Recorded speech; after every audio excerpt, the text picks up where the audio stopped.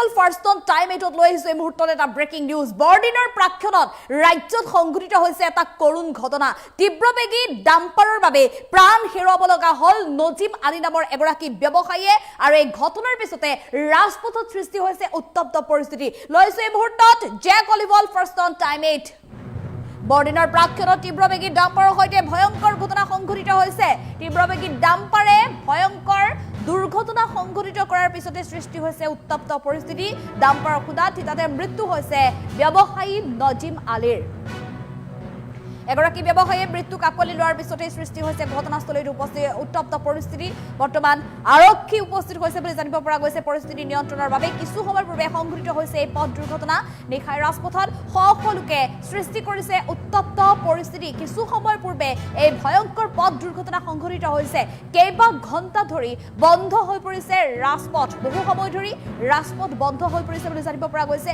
উত্তেজিত লোকে আবদ্ধ কৰি ৰাখিছে ঘটনা সংঘটিত কৰা ডাম্পাৰখন হেগ্ৰহে তীব্ৰবেগী ডাম্পাৰৰ বিৰুদ্ধে ব্যৱস্থা গ্ৰহণৰ দাবী জনাইছে ৰাইজে ঘটনাস্থলীত ছয়গাঁও আৰক্ষী উপস্থিত হৈ পৰিস্থিতি নিয়ন্ত্ৰণ কৰিছে বৰ্তমানো এক প্ৰকাৰ অনিয়ন্ত্ৰিত পৰিস্থিতি নিয়ন্ত্ৰণ কৰিবলৈ সক্ষম হৈছে ছয়গাঁও আৰক্ষী দক্ষিণ কামৰূপৰ ছয়গাঁৱত সংঘটিত হৈছে এই দুৰ্ঘটনাটো আমি পুনৰ জনাইছো এটা ভয়াৱহ পথ দুৰ্ঘটনাৰ খবৰ আহি পৰিছে কিছু সময় পূৰ্বে সংঘটিত হৈছে এটা কৰুণ ঘটনা বৰদিনক লৈ যি সময়ত ৰাজ্যত এতিয়া আনন্দমুখৰ পৰিৱেশ দেখিবলৈ পোৱা গৈছে বৰদিনক লৈ সকলোৱে আনন্দ কৰিছে স্ফূৰ্তি কৰিছে তেনে অৱস্থাত ৰাজ্যত সংঘটিত হৈছে এটা কৰুণ ঘটনা ৰাজ্যত এগৰাকী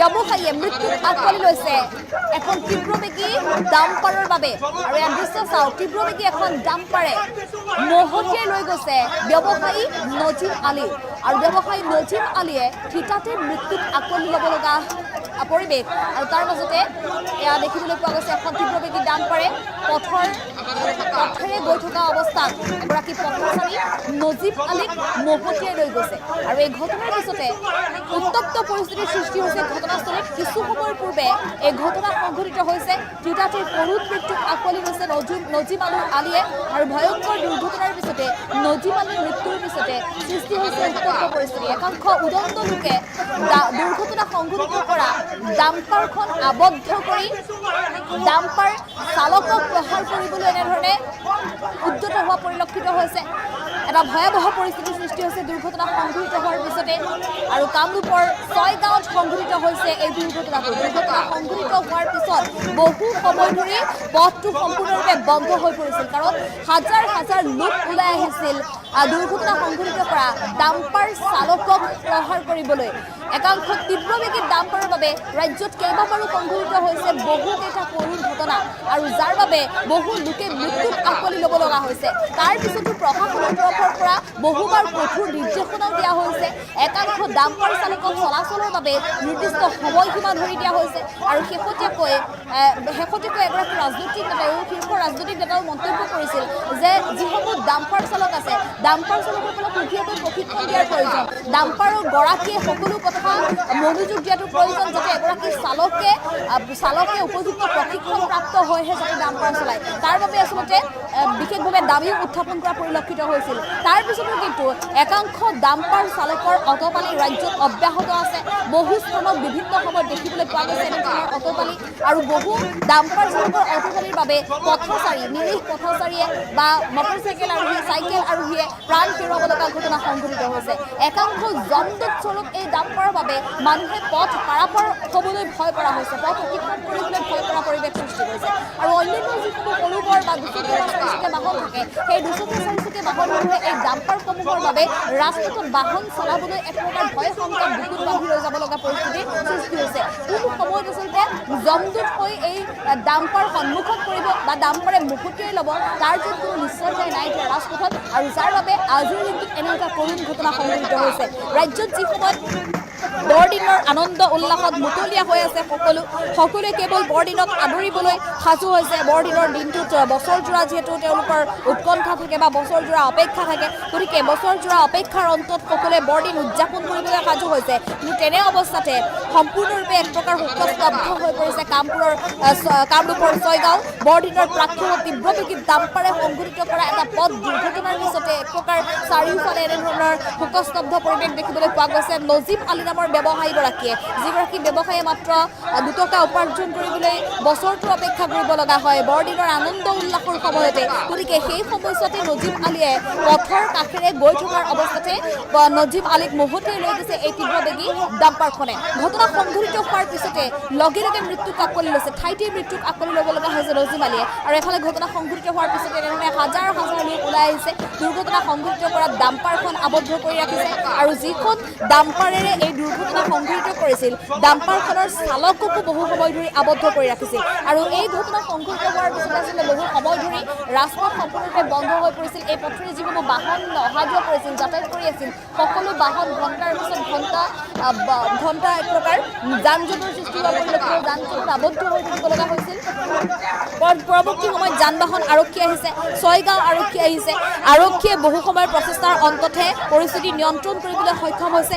এফালে নিহত নজিম আলীৰ মৃতদেহ বৰ্তমান মৰণোত্তৰ পৰীক্ষাৰ বাবে প্ৰেৰণ কৰিছে। দুৰ্ঘটনা সংঘটিত কৰা বাহনখন জব্দ কৰা, ডাম্পাৰখন জব্দ কৰা সমান্তৰালভাৱে ডাম্পাৰখনৰ চালক আৰু সহচালকক ইতিমধ্যে আৰক্ষীয়ে গ্ৰেপ্তাৰ কৰিছে বুলি জানিব পৰা গৈছে। এফালে দুৰ্ঘটনা সংঘটিত হোৱাৰ পিছতে উত্তেজিত ৰাইজে সৃষ্টি কৰিছে উত্তপ্ত পৰিস্থিতি। দুৰ্ঘটনা সংঘটিত হোৱাৰ পিছতে আচলতে ৰাইজ ক্ষুব্ধ হৈ পৰিছে।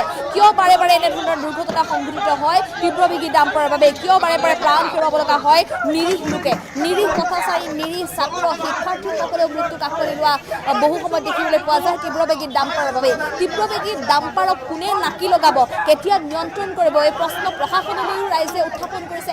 আৰু সমান্তৰালভাৱে কিয় ইমান তীব্ৰ বেগত বাহন চলায়, এনেধৰণে আচলতে প্ৰশ্ন উত্থাপন কৰি ৰাইজ ক্ষোভিত হোৱা পৰিলক্ষিত হৈছে। দুৰ্ঘটনা সংঘটিত কৰা বাহনখন এক প্ৰকাৰ ভাঙি চুৰমাৰ কৰিবলৈ চেষ্টা কৰা পৰিলক্ষিত হৈছে। আৰু এনেধৰণে এতিয়া কামৰূপৰ ছয়গাঁৱত কিছু সময় পূৰ্বে দেখিবলৈ পোৱা গৈছে উত্তপ্ত পৰিস্থিতি। আৰু ইয়াত দৃশ্যাংশ ইতিমধ্যে আপোনালোকে প্ৰত্যক্ষ কৰিছে স্ক্ৰীণত। চাওক, এখন তীব্ৰবেগী ডাম্পাৰৰ বাবে মৃত্যুক আঁকোৱালি লৈছে নজিম আলী নামৰ এগৰাকী ব্যৱসায়ী, যিগৰাকী ব্যৱসায়ীয়ে বৰদিনৰ আনন্দত আত্মহাৰা হৈ আছিল, বৰদিনৰ আনন্দ স্ফূৰ্তি কৰি আছিল।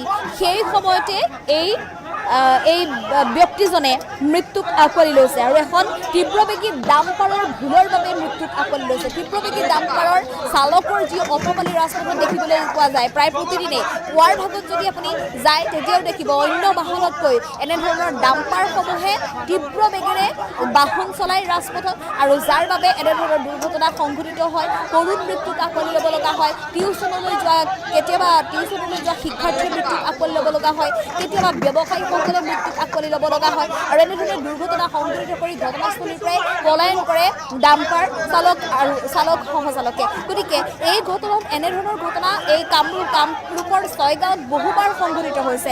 তাৰ পিছতো কিন্তু প্ৰশাসনে এই তীব্ৰবেগী ডাম্পাৰ চালকক নাকি লগোৱাত এক প্ৰকাৰ ব্যৰ্থ হৈছে। তীব্ৰবেগী ডাম্পাৰ চালকক নাকি কেতিয়া লগাব, আৰু তীব্ৰবেগী ডাম্পাৰ চালকক নাকি লগাব কোনে, তাৰ প্ৰশ্ন উত্থাপন কৰিছে ৰাইজে। আৰু আজি যিগৰাকী নজিম আলীৰ মৃত্যু হৈছে, এই নজিম আলীৰ মৃত্যুৰ বাবে আজি এটা পৰিয়ালৰ ওপৰত যিহেতু সৰগ ভাগি পৰিছে। এই পৰিয়ালটো সাধাৰণভাৱে কোনোমতে জীৱন জীৱিকা কৰা এগৰাকী নজিম আলী, আৰু যিগৰাকী ব্যৱসায়ীয়ে এতিয়া মৃত্যুক আঁকোৱালি লৈছে। ঘৰখনৰ তেওঁৰ মূল উপাৰ্জনকাৰী আছিল, ঘৰখনৰ তেওঁৰ পিতৃ মাতৃ পৰিয়ালৰ পৰা বা অন্যান্য সদস্যৰ পৰা তেওঁৰ সকলোৰে দায়িত্বভাৰ আছিল নজিম আলীৰ ওপৰত। কিন্তু সেইগৰাকী ঘৰখনৰ মূল উপাৰ্জনকাৰীয়ে, ঘৰখনৰ মূল ব্যক্তিজনে আজি প্ৰাণ হেৰুৱাব লগা ঘটনা সংঘটিত হৈছে তীব্ৰবেগী ডাম্পাৰৰ চালকৰ বাবে। গতিকে ইয়াৰ বাবে ক্ষতিপূৰণ কোনে দিব?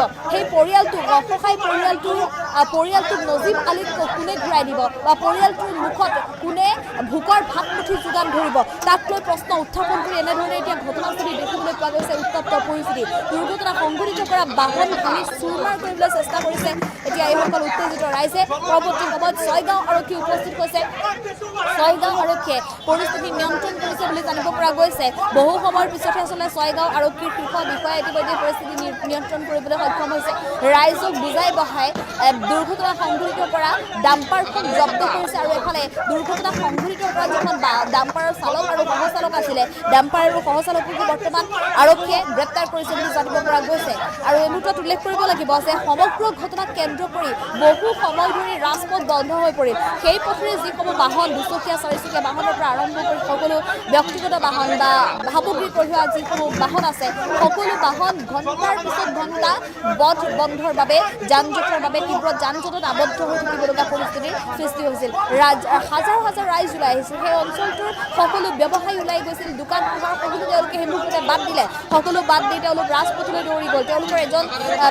তেওঁলোকৰ এজন বন্ধু বা তেওঁলোকৰ অঞ্চলটোৰ এজন ব্যক্তিৰ মৃত্যু কাকলি লৈছে। আৰু যাৰ বাবে আচলতে সকলো ৰাইজ এনেধৰণে আজি ক্ষোভিত হোৱা পৰিলক্ষিত হৈছে ডাম্পাৰ চালকৰ বিৰুদ্ধে।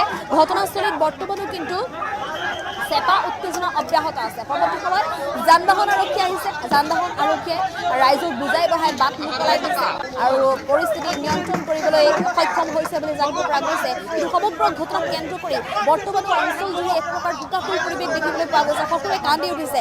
নজিব আলীৰ মৃত্যুক লৈ সকলোৱে এক প্ৰকাৰ শোকস্তব্ধ হৈ পৰা পৰিলক্ষিত হৈছে সমগ্ৰ অঞ্চলত। আৰু এফালে উল্লেখ কৰিব লাগিব যে ঘৰখনৰ মূল উপাৰ্জনকাৰীগৰাকীৰ মৃত্যু হৈছে আৰু আনৰ ভুলৰ বাবে, ডাম্পাৰ চালকৰ ভুলৰ বাবে মৃত্যু কাকলি লৈছে, যাৰ বাবে এনেদৰে ক্ষোভিত হোৱা পৰিলক্ষিত হৈছে। আৰু এয়া দেখিবলৈ পোৱা গৈছে সমগ্ৰ অঞ্চলজুৰি শোকৰ ছাঁ পৰিছে নজিব আলীৰ মৃত্যুৰ কেন্দ্ৰ কৰি। দুৰ্ঘটনাত নজিব আলীয়ে মৃত্যুক কাকলি লৈছিল। এই ঘটনাক কেন্দ্ৰ কৰি এনেধৰণে শোকস্তব্ধ হৈ পৰা পৰিলক্ষিত হৈছে।